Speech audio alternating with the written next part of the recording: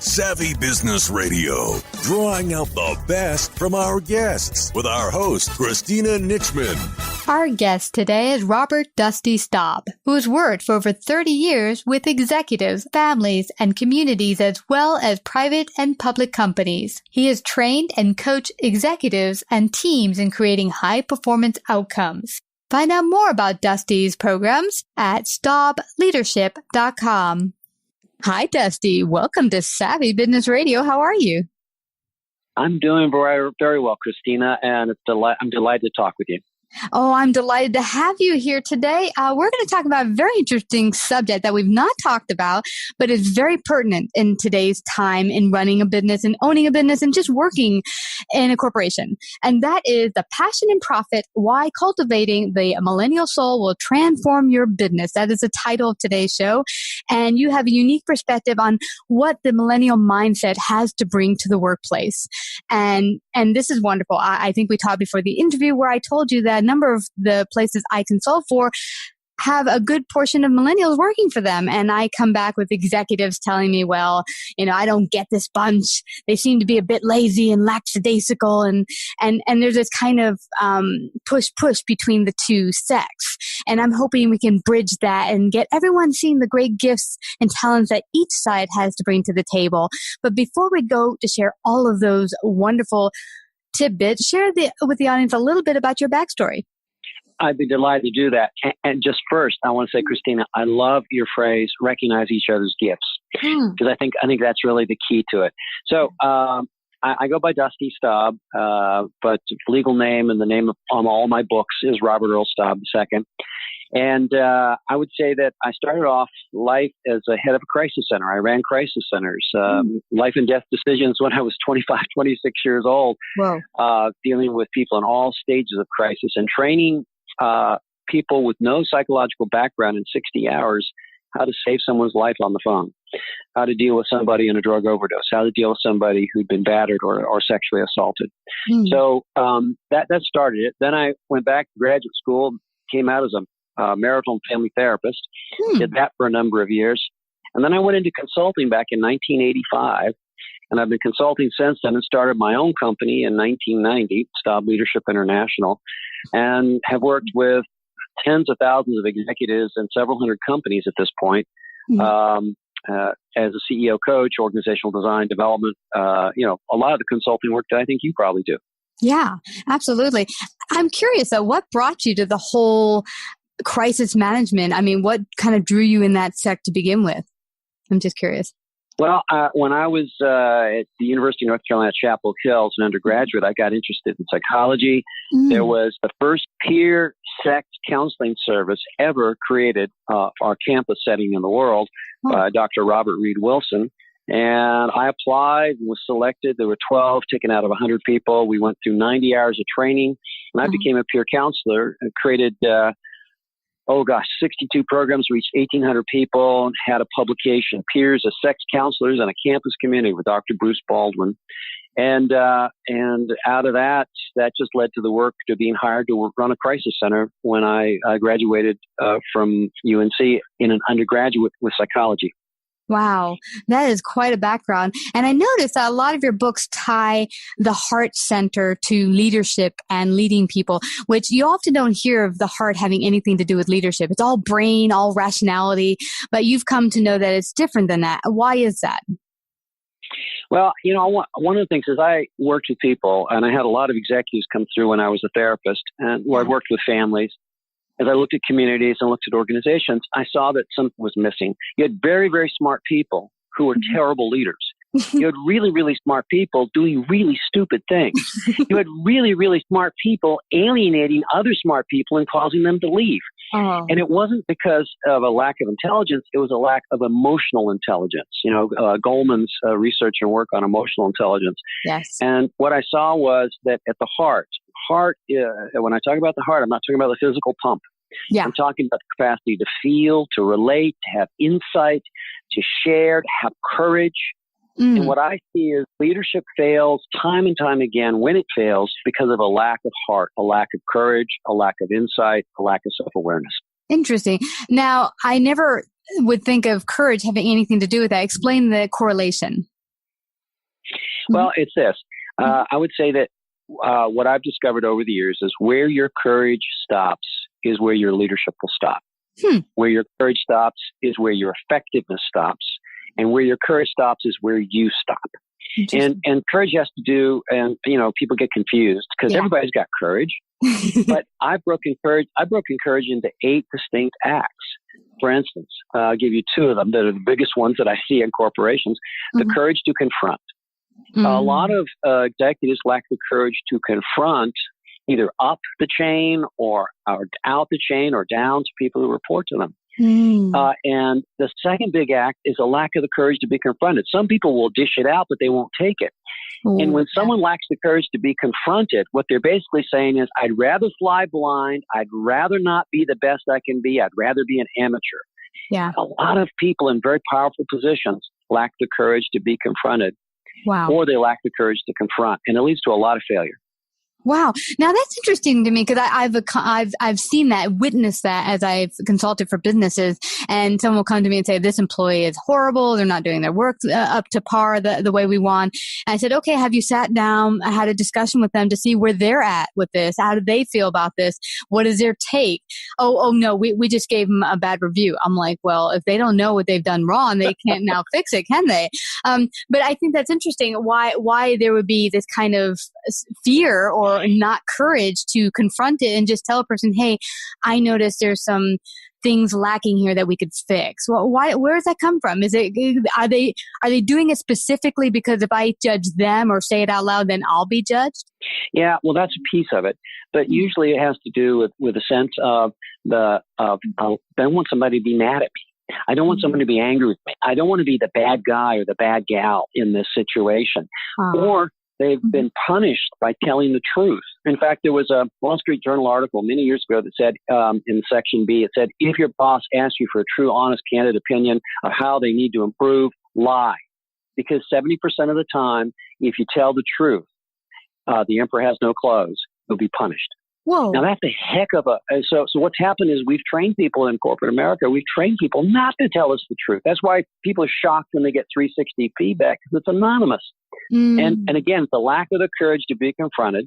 And a guy who worked for me many years ago, Joe Judge, had a saying I love. He said, look, when someone comes to confront you, they're inviting you to join a conversation that's been going on behind your back. Whoa, interesting. I never thought of that. And so you can either join in the conversation or shut them down, and they'll just redouble what they're saying behind your back with other people. So I think that it's when people lack the courage to be confronted, it's because they're insecure, they doubt themselves, and I see people with huge egos who seem to. We can just look at Washington D.C. right now. People who lack the courage to be confronted, and it creates all kinds of problems. And and we have to have both of those. But there's 6 other acts of courage, but those are 2 that I see an awful lot that are big issues. Yeah. And that is amazing. That itself will hopefully open a lot of people's ears listening in today, including me, when I start to deal with people and see how I can be more courageous myself as well as witnessing it in others. Now, let's go to the millennial soul. What have you witnessed? As we said prior to the interview, I've worked with a lot of corporations that are frustrated by people they see as millennials. What have you found in your work? Well, that's a great question. So first, when I talk about millennial soul or mindset, I don't mean a certain age. I'm talking about a way of thinking, perceiving, and viewing the self and the world. It's not specific to a generation. For example, you could be 25 and thinking in a rigid way, suffering from what I like to call hardening of the categories. Or you could be 75 and modeling the millennial soul or mindset. So let me just describe what I think that is. Cool.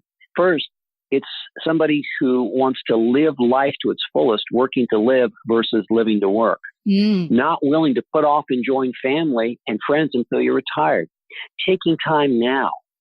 Someone who has deep conviction that they should be heard, that their ideas are important, that there should be authentic dialogue.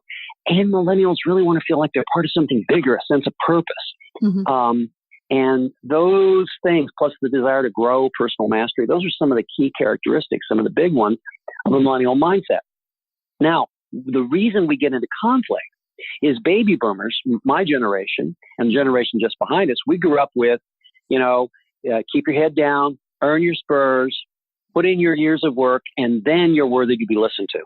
Millennials say, I have something to offer of value now. I want to keep my head up, and I expect to be listened to. Well, that creates a misunderstanding right there. Baby boomers and the generation just after us grew up with work really hard, come in early, work really late, the number of hours you put in, don't take vacation, prove your commitment. Millennials want to work really hard, yet expect weekends and yearly vacation time. And they want to enjoy the journey of life at every stage. Wow. And yet a third one, baby boomers. The amount of time put in is equated to the value created. Millennial, the value created is what should be weighed. And if it can be done in fewer hours, then there's more time to play and spend time with loved ones. So, the research is all coming out to say that the most successful and effective people aren't the people that work the hardest and longest. They're the people that ask the question, where can I create the greatest value, and focus on that. And somebody with a millennial soul mindset is coming from that perspective versus how many hours they put in. Wow. I think I might be the millennial soul there. I think you are, Christina. I'm taking away. It's so interesting. I told you before the interview that I've talked to a lot of executives, and one of the things, and you're right, one of the things I get from the baby boomer generation of executives is that this younger crowd thinks that they can work 9 hours and that's enough. I mean, I worked when I started 15, 16 hours, and I get them because I did the same until I burned out some odd 7-8 years ago, and I almost ended up with a heart attack.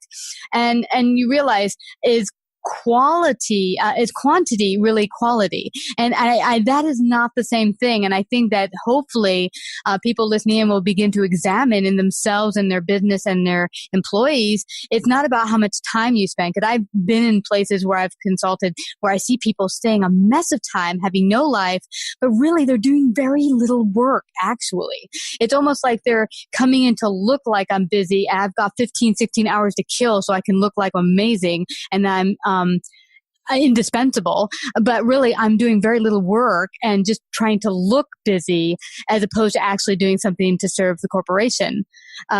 What have you found? Yeah, Christina, that's a great observation. And what I would say is that somebody who's putting in 14-hour days consistently is probably getting a good 7 hours worth of work done. Because what happens is when you put in those many hours for weeks, months at a time, you begin to lose effectiveness and efficiency. You certainly lose perspective, and you lose the ability to innovate. And so when somebody is saying, it's sort of like, I look at a lot of baby boomers, a lot of executives with this, all right, how many hours you put in, how early you come in, how late you stay is the value you've given. Well, that's like going into a restaurant, reading the menu, your mouth starts to water, you eat the menu and complain about how dry and tasteless the food is. The menu is the form. The menu is the form. It's not the food. It's not the meal.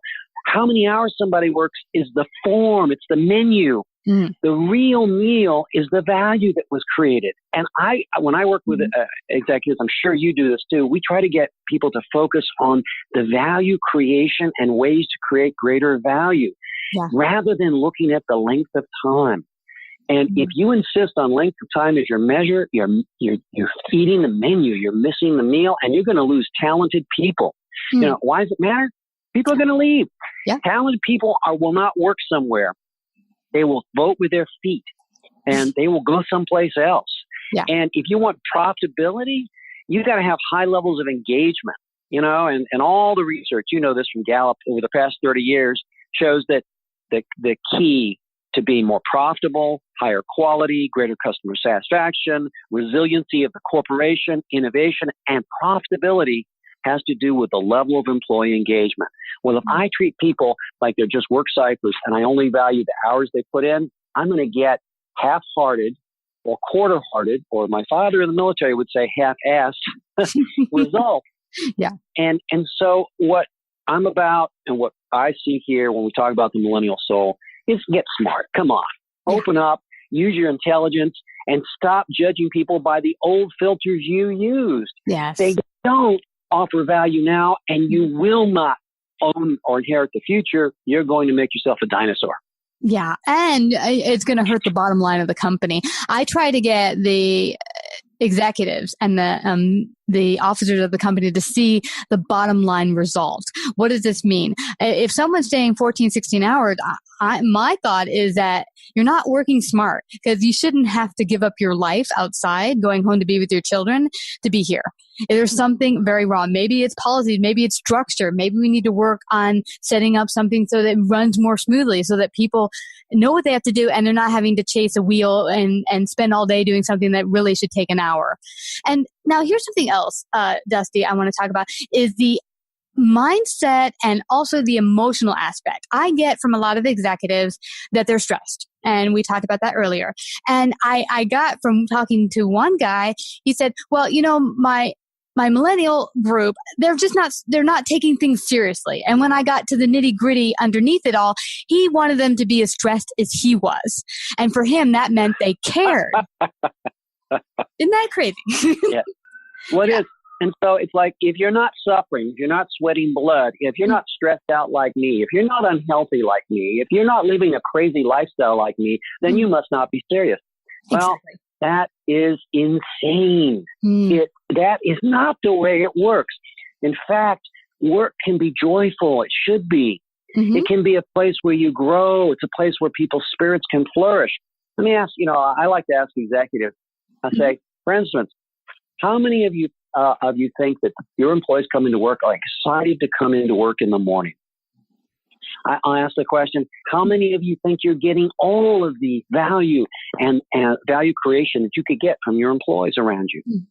How many of you are really loving and enjoying your life and feeling that your business is giving you everything you know it's capable of giving you? And the answer to those are usually negatives. And I say, well, then maybe you need to change your mindset and way of doing stuff. It goes back to the adage, work smarter, not harder. Yes. And to work smarter means I need to shift my mindset. That's why I think this book my son and I are writing on cultivating the millennial soul, liberating the purpose, passion, and power at work is a very important thing for people to really step into. And if we could begin to craft this mindset, then we would all flourish.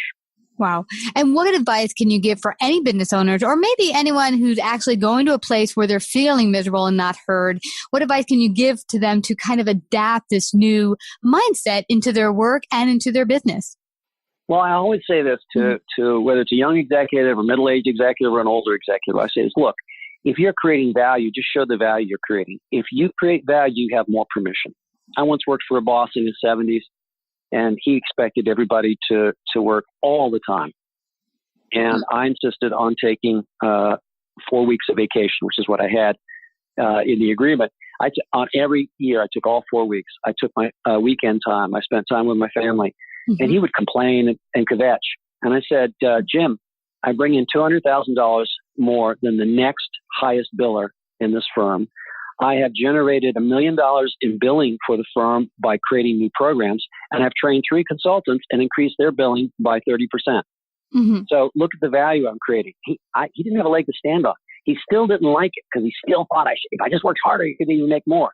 But the reason I could do what I did was because I took time for myself and my family. I've had a millennial soul for all along, and that's made me a rebel to my own generation and that way of thinking. Yeah. I mean, it's not going to be easy when you're used to doing something a certain way and it's kind of ingrained in you that, this is the only way to do it and it's the most efficient way. What would be your advice to them to kind of break out of that little mold and kind of just bring in something a little different? Maybe start small. How should they begin? Well, a good way to start small would be to say, sit down and talk with your boss, sit down and talk with your direct supervisor, or sit down and supervise and talk with your employees and say, look, we know people can't work harder. We want to work smarter, or we want to focus on value. What would be the highest value creation I can do as your supervisor to help you in this department be its best? What's one thing I could do? I call this a power question. What's the one thing I could do, Christina, to help you really shine at your best and work at your best to give us the greatest value? Not harder, but smarter. Christina, what's the one thing I can do to help this team be more successful? And you say to me, Dusty, what's the one thing I could do? And if we begin to ask that one power question, I mean, we have lots of tools and processes. We don't have time to cover 3 days worth of training here in this conversation. But that's it. Just learning to ask power questions and listen and build on it. And cultivate curiosity. Realize that none of us is as smart as all of us. None of us is as smart as all of us when we listen to each other and leverage the intelligence around us. Wow. And what I'm really pulling from what you just said, the most key point is actually just listening to your neighbor, to your supervisor, to your subordinates. Did not say, and that's the other word there, subordinates. A lot of new companies that are more millennial run are not using that kind of hierarchy structure. They're seeing it as we all have a say. Yes, there might be a leader or a project manager in your group that kind of leads everyone, because you do need a leader, but it's not from the stance of I'm king, I'm dictator, and I will rule over you. It's more of it's more of a we're in this together sort of mentality. Yeah, I love that, Christina. What I would say is, the Anonymous, the great philosopher Anonymous said it really well. The biggest problem with communication is the illusion that it has occurred. And the only way I know what I'm trying to communicate or what you're trying to communicate is to stop and say, hey, help me understand. What did you hear me say? What are you going to do with what I said? Or say, hey, Christina, this is what I think you just said. If I got it correct, did I miss anything? And until we close the loop, what I see, one of the biggest problems in organizations at all ages, millennials, et cetera, is people aren't good listeners, terrible listeners, and they don't check to make sure they've really heard. They go with the illusion that communication has occurred. And because our mindsets are different, because ways of looking at the world are different with diversity, we need to check things out. That's another tip. Slow down, check things out. Ask some questions, show someone you've heard them, and then be willing to accept guidance. I love that. What I'm getting, and I've gotten this sitting in a lot of meetings, is they'll get to a point where supervisors will voice their concerns about their employees, and it'll get to a point of you did this and you did that, and then of course the other side is like, well, very defensive, and they're like, no, I don't do this, I do that, and then it gets to a kind of name calling thing, even if they're not actually calling names, and it's gotten to the point where all listening is shut down. There's absolutely zero listening on either side, and I try to step in and say, okay, I think what they're saying is this, and so I'm kind of like bridging and being the mediator to get both sides to see what the other one's trying to say. But I think the key point you're getting there is really listening. And I mean real listening, active listening, where you ask the question, but you really, really wait to hear what the other side has to say. Absolutely. And let me give you another tip. You asked for some tips. So power questions and active listening. We have a lot of training and tools for that. But another tip is this. Always assume positive intent. So in a situation, I see this all the time. Yeah, you said this, or you meant this, or you did this. Hey, we say, learn to do this instead. Hey, Christina, when you did X, Y, Z, help me understand, what were you trying to accomplish? What were you trying to achieve? What was your intent here? And, oh, really? Okay. Well, I thought it must be positive. Well, did you realize when you did this or didn't do this, that this was the impact? Now, does that impact, that result match what you intended? No? Okay. Then what can we do different? So it becomes a no-fault way of listening, a no-fault way of coaching. And when you do that, you begin to close the divide between the different generations, but also the different perspectives.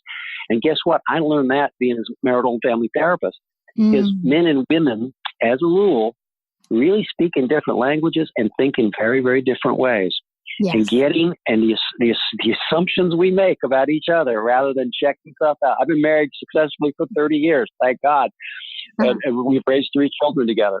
But it has been a journey of always assuming positive intent, checking things out, learning to listen, asking good questions, power questions, and following up. Anyway, again, this is just a small taste of all the stuff we can do, but these are important keys. Oh my gosh. And define for everyone, because there's different ideas of leadership. What is your definition of leadership? My definition of leadership is real simple. It's having the present and the processes to be able to realize strategies and goals for yourself, your family, your organization. What I mean by presence, I mean you have the heart, because leadership is the tone and quality of your heart, that you show up open, curious. You're willing to have the courage, because courage means moving through your fear. You're willing to move through your fears to do the right thing. And that's a presence. And the processes, well, that's not enough. You need some tools. You need some processes. That's why in our 3-day training, we offer 10 core skills and practices to help people move forward in their leadership, of which we talked about just a few. And if you have that presence and the processes, you can achieve strategies and goals. If you just have presence, it's going to be really awkward. If you just have processes, you're just ahead with no heart and no one's going to follow you. So it's having the presence and the processes to realize vision, to realize strategies, and to achieve your goals. And I pulled something out of there that you said once in the beginning of the conversation and right now, which is having a sense of curiosity, which I think is missing from our society greatly in many portions of society, is that curiosity, that asking a question, being curious. And it doesn't just stop here with what I think I know. Is there more behind it? Is there something else under the rock? Yes, exactly. And the fact is, none of us know the great white light. Anybody who tells you they know the absolute truth about the universe, run the other direction. And absolute certainty is where great evil is created. I mean, Hitler was absolutely certain. Wow. Whenever we believe we've got the absolute truth and everybody else just needs to line up, boy, we are a false prophet and we are in trouble. Yeah. That's why I think humility, there's a wonderful song, Stay Humble and Kind, that I really like. And if you know that no matter how hard you've worked, no matter how smart you might be, no matter how much glory you've achieved in life, then if you lose your humility, you can lose it all. And I think one of my great examples of somebody who I think models that is Oprah Winfrey. She's created this multi-billion-dollar empire, Harpo Industries. Yeah. She is a woman in a male-oriented business, and she's held on to not only her dignity and her strength, but also her humility and her kindness. Another example of that, another example is Richard Branson. So these are two people that both of them model the millennial soul: openness, curiosity, kindness, caring, believe everybody has a voice, and a sense of vision. Yeah. Branson has created more than 300 companies. Yeah. So millennial soul is a mindset and way of thinking. I invite everybody to play with that. And a big piece of it, as you said, is the curiosity and the openness, but it also means being humble and kind. Wow. This has been such an amazingly fascinating talk. I thank you so much. Share with everyone where they can find out more about you if they're in the area, participate in your upcoming workshops. How can they do that? Well, the best way would be to look at our business-to-business website, which is www.staubleadership.com. And Staub is S-T-A-U-B, staubleadership.com. There's a YouTube channel. There's like 30 free videos that people can download, look at, watch. There's all kinds of articles, 300 plus published articles now, 4 published books, and stuff like that. We have a new website we just started, and this is for everybody, high school students, teachers, the general world. And that is www.theactsofcourage.com. Theactsofcourage.com. There are interviews, there are articles, there's movie reviews, there's 18 there's 2-minute videos, 18 of them, talking about the 8 acts of courage and how to develop it. And also on the Staub Leadership is all the programs, services, and things we offer. This has been such a tremendous, wonderful conversation, which I'm hoping everyone listening in will begin to take into their life, become more curious, and develop the millennial mindset. Thank you so much, Dusty, for coming to share your great gifts today on Savvy Business Radio. Christina, this was a delight. I'd love to talk with you more. You betcha. We could do this all day. Savvy Business Radio broadcasts worldwide via a large podcast network, celebrating business owners, entrepreneurs, influencers, and successful individuals. Find out about our paid sponsorship opportunities or how to become a guest. Call 732-474-7375 or email Christina@savvybusinessradio.com.